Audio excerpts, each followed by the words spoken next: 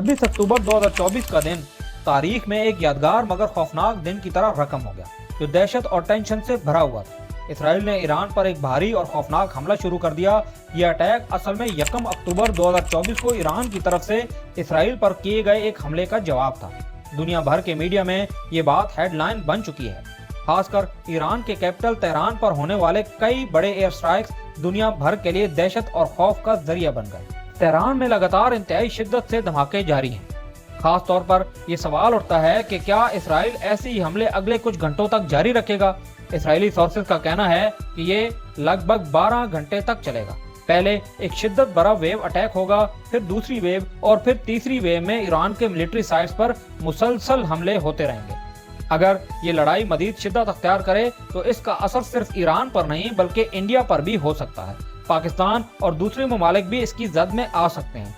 यहाँ ये बात भी बताते चलें कि इसराइल ने बयान दिया है कि उनका ईरान पर हमला अब खत्म हो चुका है। ये खबर न सिर्फ रीजनल स्टेबिलिटी के लिए बल्कि इंडिया और पाकिस्तान के लिए भी एक अच्छा पैगाम है। अब सवाल ये उठता है कि इसराइल ने ईरान के किस किस इलाके पर हमला किया है। इसराइल अपने ऑफिशियल स्टेटमेंट में कहता है कि उनके फाइटर जेट्स जो इस ऑपरेशन में शामिल थे वो वापस आ चुके हैं। ईरान का कोई भी मिसाइल डिफेंस सिस्टम इन्हें गिराने में कामयाब नहीं हो सका। इसराइल का ये क्लेम है कि उन्होंने ईरान की मिसाइल मैन्युफैक्चरिंग साइट्स और एयर डिफेंस सिस्टम्स को निशाना बनाया। अब ये फैसिलिटीज पूरी तरह से डिस्ट्रॉय हो चुकी हैं, जिसका मतलब ये है कि इसराइल अब ईरान के एयर स्पेस में आसानी से घुसकर मजीद अटैक्स कर सकता है। ये सूरत हाल सिर्फ टेंशन को नहीं बढ़ाती बल्कि रीजनल स्टेबिलिटी को भी खतरे में डाल सकती है।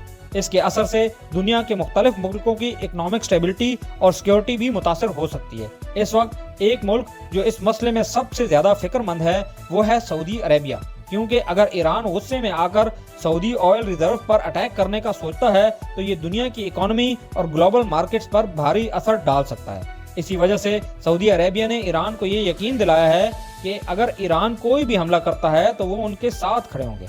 ये एक स्ट्रेटेजिक पार्टनरशिप का हिस्सा है जो न सिर्फ सऊदी अरेबिया बल्कि पूरे खलीज के मुल्कों की सुरक्षा के लिए भी जरूरी है। हर मुल्क इस वक्त ये देख रहा है कि इस तनाव का कैसा असर उनकी इकोनॉमी और स्टेबिलिटी पर हो सकता है। भारत और बाकी दुनिया के लिए ये सबसे बेहतर सिचुएशन है कि ये कॉन्फ्लिक्ट यहीं पर रुक जाए। इसराइल ने ईरान की बहुत सी मिलिट्री इंस्टॉलेशंस को निशाना बनाया है, लेकिन उनके न्यूक्लियर साइट्स और ऑयल रिजर्व्स को अटैक नहीं किया। ये एक अच्छी बात है, क्योंकि अगर ईरान इसका जवाब देने के लिए बड़े मिसाइल्स का इस्तेमाल करता है तो ये कॉन्फ्लिक्ट आसानी से एक ग्लोबल वार में तब्दील हो सकता है। ईरान का रशिया के साथ अलायंस है और रशिया जरूर ईरान के डिफेंस में आएगा, जो इस कॉन्फ्लिक्ट को मजीद शिद्दत दे सकता है। इस वजह से हर तरफ से ये कोशिश होनी चाहिए कि इस तनाव को कम से कम किया जाए और अमन की तरफ वापस लौटा जाए। ये सिर्फ रीजनल नहीं बल्कि ग्लोबल स्टेबिलिटी के लिए भी जरूरी है। जब ऐसी टेंशन बढ़ रही होती हैं तो ग्लोबल असरात का अंदाजा लगाना मुश्किल होता है। ईरान के न्यूक्लियर कैपेबिलिटीज और उसकी स्ट्रेटेजिक अलायंस दुनिया को देखना होंगे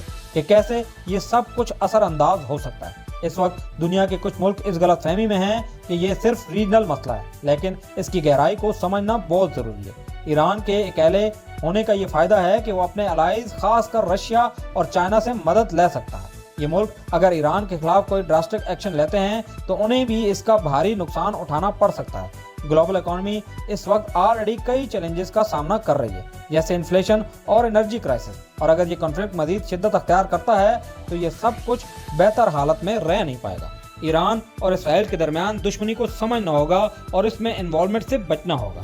हर तरफ से ये जरूरी है कि हर मुल्क अपने अपने नजरिए को समझे और किसी भी तरह से एग्रेशन में ना आए।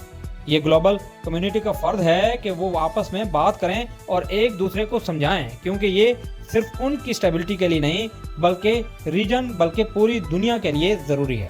नाजरीन, आपका इस बारे में क्या ख्याल है? काइंडली अपने कमेंट्स में हमें जरूर बताइएगा। वीडियो को लाइक और शेयर कर दें।